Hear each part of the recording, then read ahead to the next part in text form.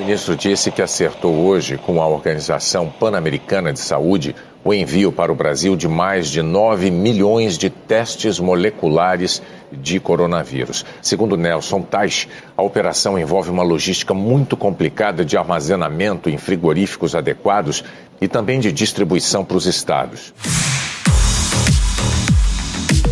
No Jornal Nacional de 23 de abril, a notícia era boa. Um lote grande de testes moleculares chegava do exterior para identificar pessoas infectadas. Com isso, seria possível isolar o paciente e rastrear aqueles com quem teve contato. A meta era ousada: aplicar os testes em 24 milhões e 600 mil pessoas até dezembro. Porém, a promessa ficou longe de ser cumprida. E como revelou o jornal O Estado de São Paulo no domingo, milhões de kits que efetivamente chegaram continuam armazenados. Um estoque com quase 7 milhões de testes do tipo PCR, aquele do suave, do cotonete, está perto de perder a validade. O governo federal gastou cerca de 300 milhões de reais comprando esse material. Agora, o Ministério da Saúde, os estados e os municípios estão em uma disputa. Quem é o responsável pelo represamento dos testes que fazem falta na rede pública, justamente no momento em que a pandemia volta a ganhar força? Todos os procedimentos eletivos feitos pelo SUS na capital mineira estão suspensos. A medida é para preservar os leitos de UTI que podem ser mais demandados se a taxa de transmissão do novo coronavírus continuar subindo. Os testes represados são um sintoma de um problema maior. Mesmo que os kits sejam liberados agora, não há como garantir sua aplicação em tempo hábil. Até hoje, apenas 5 milhões desses testes moleculares foram usados na rede pública. E os governos estaduais e municipais, agora em novembro, quase 10 meses depois do início da pandemia, ainda lançam novos centros de testagem pelo país. Quando se fala em Covid-19, olha só a situação. Essa é a fila de carros que já está se formando desde cedo, desde as primeiras horas do dia, aqui no novo centro de testagem, drive-thru, que é aquele no estilo que a gente chega de carro, faz o exame e vai embora. Ainda tem como recuperar o tempo perdido? Quais são os argumentos dos governos para a insuficiência de testes e para a incapacidade de aplicação daqueles que já chegaram ao Brasil? Há como evitar o prejuízo com os kits que estão perto de perder a validade? Esses são os temas do Ao Ponto desta quarta-feira. Eu sou Roberto Maltic, estou com a Carolina Moran e nesse episódio conversamos com a repórter Renata Maris, da sucursal de Brasília, e com Alberto Chebabo, vice-presidente da Sociedade Brasileira de Infectologia. Fique com a gente.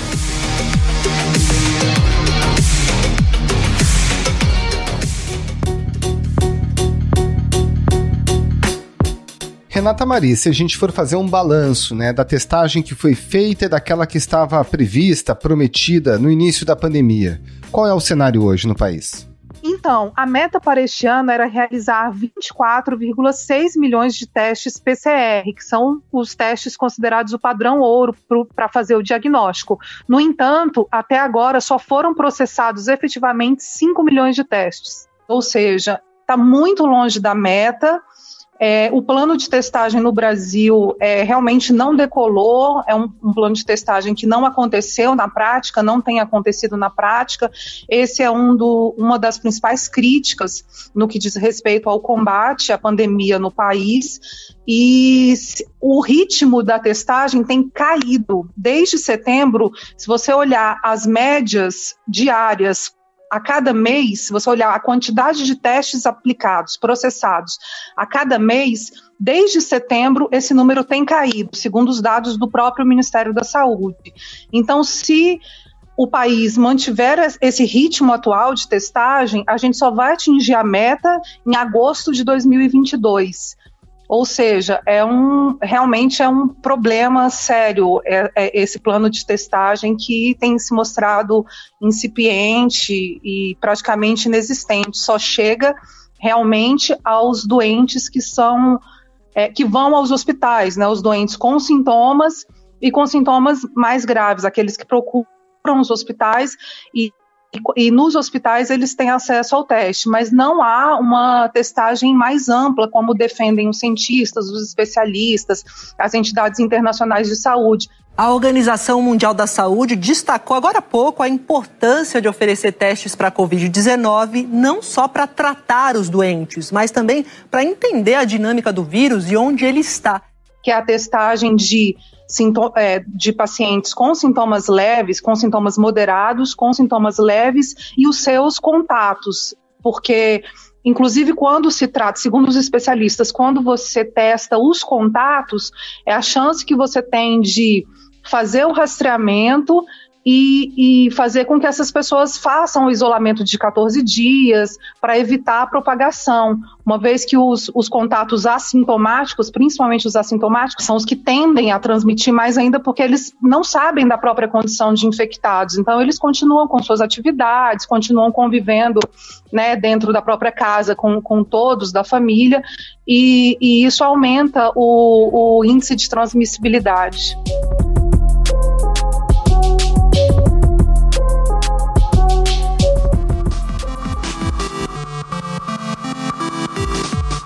Renata, tem alguma explicação para esse desempenho pífio da testagem? É falta de teste, falta insumo, falta capacidade de processamento ou falta só vontade política mesmo? Olha, é um conjunto, Carol, e a gente tem que avaliar assim, a cada etapa da pandemia. No início da pandemia, houve uma falta de testes, tanto dos kits para fazer o PCR, quanto dos insumos, de outros reagentes, de outros materiais que são necessários para se fazer. Então a gente realmente, o Brasil e o mundo, né, houve uma corrida a esses, tanto aos equipamentos de proteção individual, quanto aos testes e a outros materiais usados no combate à pandemia. Então, no início da pandemia, houve uma dificuldade, sim. O Ministério da Saúde começou a centralizar essas compras e fazer essas compras. No primeiro momento, no início, no primeiro semestre ali do ano ainda, no fim do primeiro semestre, o Ministério da Saúde conseguiu comprar os testes e começar a distribuir a partir das demandas de estados e municípios, mas houve uma dificuldade em relação a reagentes, sobretudo um reagente chamado extrator de RNA, que é um reagente usado no teste PCR para você identificar o material genético do vírus. Sem esse reagente não é possível fazer o teste. Então, ali, em meados do ano, a gente fez matéria e mostrou estados e municípios reclamando que estavam recebendo os testes, mas sem esse reagente, né? Esse produto, essa substância que era necessária para se fazer. Ou seja, eles estavam recebendo o kit incompleto. Houve também um período em que houve falta de swab, que é aquele cotonete grande com o qual você coleta os materiais na garganta, no nariz, para fazer o teste. Também falta de tubos. Então, em alguns momentos, houve uma dificuldade, realmente, um desabastecimento de alguns materiais usados para o teste. Segundo os próprios secretários de saúde, o desabastecimento foi regulado, foi resolvido, digamos assim, em meados de agosto, por volta do mês de agosto, isso segundo as próprias palavras do presidente do CONAS, do Conselho Nacional de Secretários de Saúde, mas o que os estados e municípios reclamam hoje é que faltam equipamentos que automatizem esses processos para que os testes sejam realizados de uma forma mais rápida. Então, hoje o que a gente ouve de queixa dos estados, onde estão os laboratórios públicos, os laboratórios centrais, que são os laboratórios do SUS, é que há uma falta de equipamentos para automatizar esse processo e eles começam a se preocupar, ainda não há uma reclamação explícita, não que eu tenha visto, mas eles começam a se preocupar também com a falta desses extratores de RNA que eu falei, porque essa compra teve um problema no Ministério da Saúde, o contrato está sob suspeita e a continuidade do fornecimento desse material ainda é incerta.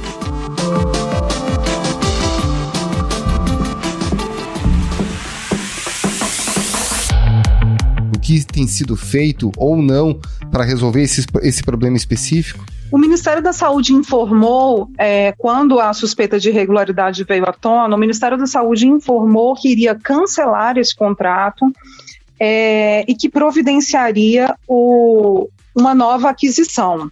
Esse contrato é um contrato de 133 milhões, ele foi listado pelo Tribunal de Contas da União como um dos 10 maiores contratos do Ministério da Saúde no contexto da pandemia, e era para aquisição desses 10 milhões de kits. De informação oficial que nós temos é que a aquisição seria refeita sob a forma de um outro instrumento, porque esse instrumento está realmente sob suspeita dentro do próprio Ministério, da Diretoria de Integridade que existe no Ministério. Há uma suspeita de direcionamento dessa licitação. O processo de aquisição emergencial previa a contratação de 15 milhões de unidades.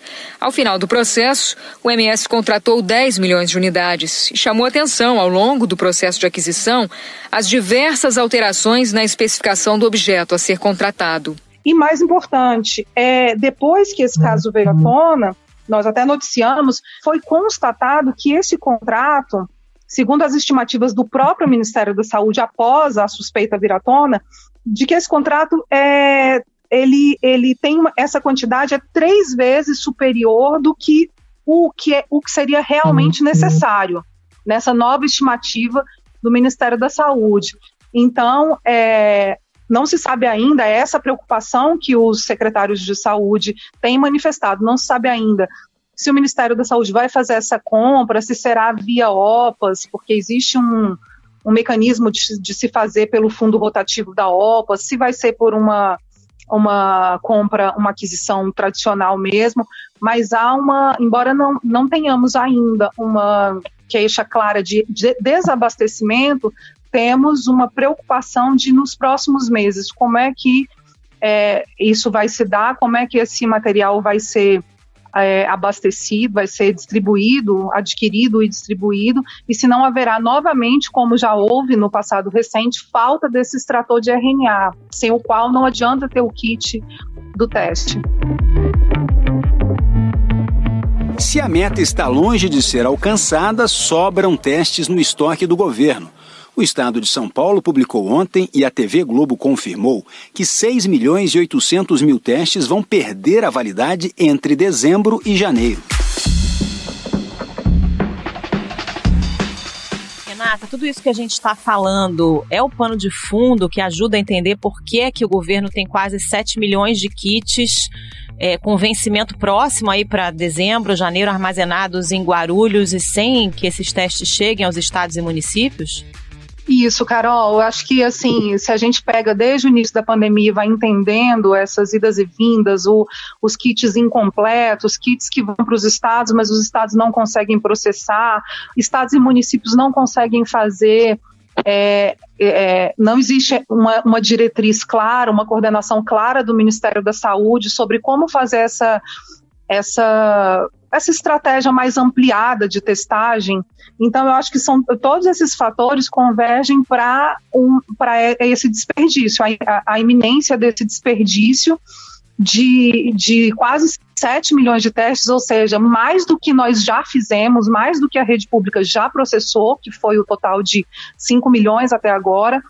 Então, por um lado, a gente vê uma falta de planejamento, uma falta de estratégia mesmo no momento de comprar esses testes, sem se verificar o ritmo da demanda, a capacidade na ponta dos laboratórios de processar os testes, dos estados e municípios nas suas redes de atenção básica, conseguirem fazer essas coletas, conseguirem disponibilizar efetivamente para a população, não só o doente que chega mal no hospital, mas conseguir fazer uma rede ampla de testagem, como preconiza os especialistas. Então, é uma descoordenação que começa no nível federal, né, e que ele vai se desdobrando aí até o serviço mais básico, onde deveria estar acontecendo a coleta, e não acontece. Tudo isso combina com os testes realmente próximos de perder a validade e com a possibilidade de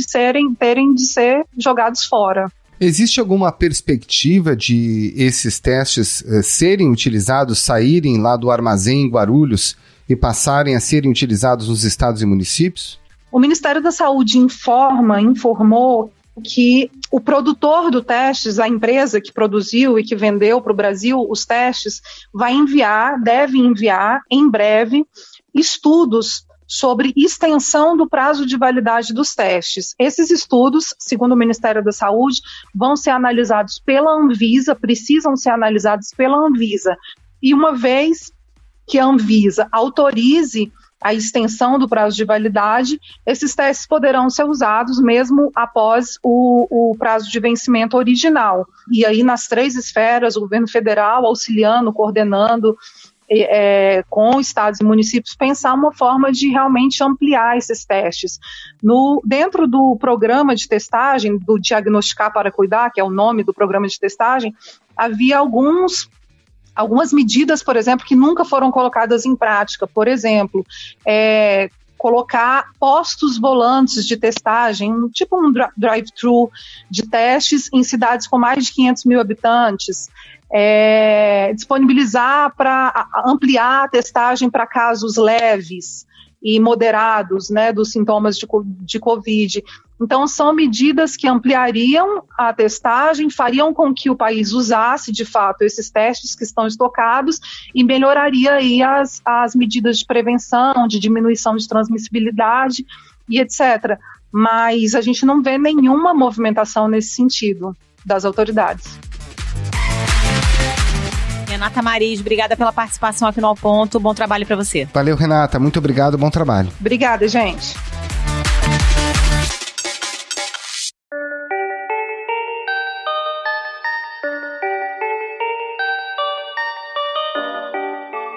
Dr. Alberto Chebabo, o que aconteceu para a gente continuar enfrentando problemas justamente agora que os novos casos começam a pressionar novamente os hospitais? Olha, o problema dos testes é um problema complexo, porque você precisa ter, primeiro, os insumos, os equipamentos, mas não adianta ter só os insumos e equipamentos. Então esse foi um gargalo lá no início, né? Que a gente não tinha os insumos, não tinha os equipamentos, a dificuldade de importar esses insumos, a maior parte deles são importados e tal. Mas a partir do momento que você tem essa estrutura montada, você precisa também capilarizar esses exames, né? Oferecer à população, fazer com que esses exames cheguem na população.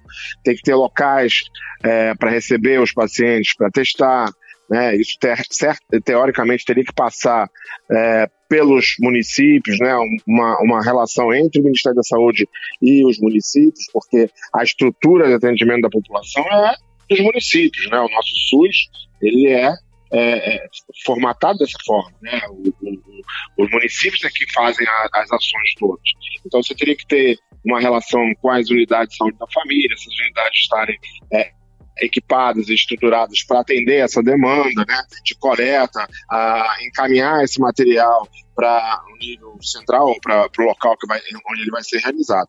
Então, a gente deu o primeiro passo, que foi a compra desses equipamentos, desses insumos, a montagem dos laboratórios. Mas a gente não avançou em oferecer esses exames para a população, né? Então, acabou que os exames ficaram represados, estão parados, a população não consegue se beneficiar desses exames, porque eles não tem acesso a como realizar, a como chegar, a como coletar esse material em alguma unidade de saúde.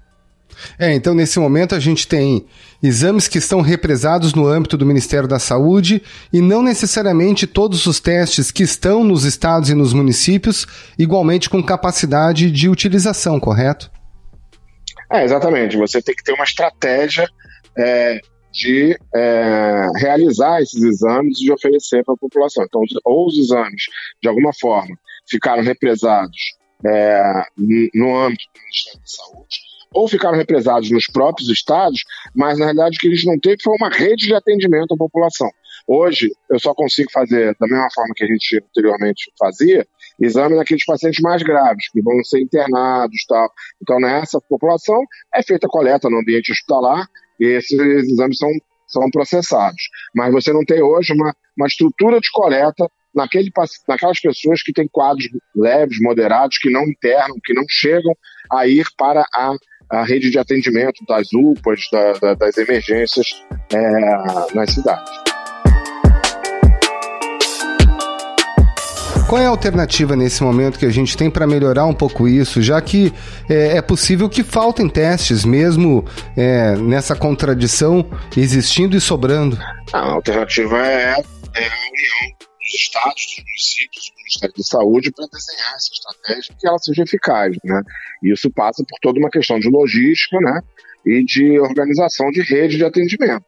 Elogiado pelo presidente por ser um especialista em logística no Exército, só agora o ministro da Saúde, Eduardo Pazuello, tenta correr contra o tempo. E só há como fazer isso se tiver colaboração entre os estados, né, as secretarias estaduais, as secretarias municipais e o Ministério da Saúde, porque quem detém a capacidade de realização e a compra desses insumos é o Ministério da Saúde. E quem detém a capacidade de aplicar esses testes e de fazer esses testes chegar à população são os municípios apoiados pelos estados. Sem a participação tripartite, né, e sem polarização, sem política, pensando apenas na população, né, você não consegue fazer com que isso aconteça, né? Então, precisa que os estados, os municípios, né, e o Ministério da Saúde sentem, conversem e tentem montar uma estratégia adequada para oferecer esse teste para a população. A realização dos testes é complexa mesmo, né? Ninguém disse que não seja. Agora, todos os países, né, ou a maior parte dos países que tiveram eficácia no combate à doença, conseguiram bypassar essa complexidade através das estruturas de saúde que tem. E a gente tem uma estrutura de saúde que seria capaz de absorver isso, né? A gente tem as unidades de saúde da família que, teoricamente, seriam os melhores locais para você conseguir fazer essa coleta. Agora, você precisa de treinamento, precisa desses equipamentos, de pessoal, precisa de toda uma estrutura que tem que ser organizada, de novo, pelas três partes sentadas e tentando formatar uma política adequada de distribuição e de oferta desses testes. 93% dos leitos de UTI do SUS para Covid-19 estão ocupados na cidade do Rio. Hoje, o governo do estado anunciou um programa de testagem em massa e descartou um novo lockdown. Bom, o senhor está dentro do sistema, é o diretor médico do Hospital Universitário Clementino Fraga, aqui no Rio de Janeiro. Como é que está a demanda por testes no hospital e também a pressão de novos pacientes com sintomas de Covid-19? Bom, lá no Hospital Universitário a gente tem a nossa capacidade de testes adequada, né? Então a gente faz os testes, mas, de novo, dentro do ambiente hospitalar, né?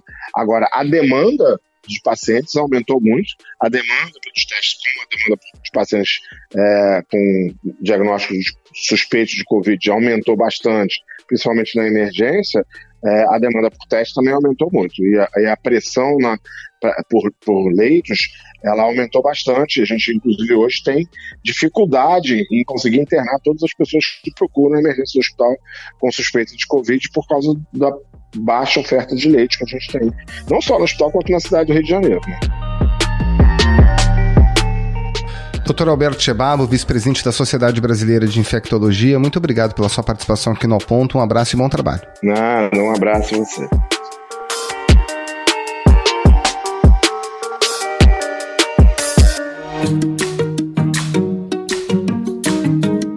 Esse foi o Ponto de hoje, o podcast diário da redação do Globo. Nessa conversa a gente conta com a participação de toda a equipe do jornal, as mesmas pessoas que levam até você informação e análise de qualidade todos os dias. Quer saber mais? Assine o Globo. Acesse assineoglobo.com.br e confira todas as notícias e reportagens especiais. Lembrando que todo o material de utilidade pública relacionado ao novo coronavírus está disponível também para quem não é assinante. A edição é do João Guilherme Lacerda. Tchau. Até mais.